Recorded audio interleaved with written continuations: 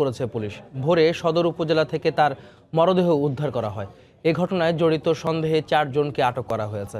Police জানায়, ধোলাইপাড় সরকারি প্রাথমিক বিদ্যালয়ের সামনে জাহাঙ্গীরনগর ইউনিয়ন আওয়ামী লীগের সভাপতি জয়নাল আবেদিনের লাশ পড়ে থাকতে দেখেন স্থানীয়রা।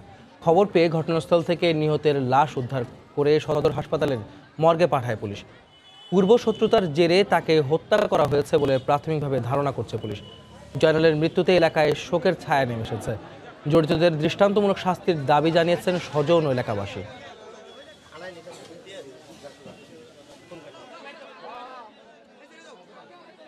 মানুষের বালাইও করছে, কিন্তু সে খারাপই করছে না। আজকে হঠাৎ করে তারই খবরটা শুনে এই এলাকার মানুষ সবাই দুঃখিত। এই ঘটনার সাথে যেই থাকুক না কেন, এটা একদম দৃষ্টান্তমূলক শাস্তি পাবে, আইনের আওতায় আসবে, কেউ রেহাই পাবে না। আমরা ঘটনার পুঙ্খানুপুঙ্খানুভাবে তদন্ত করব।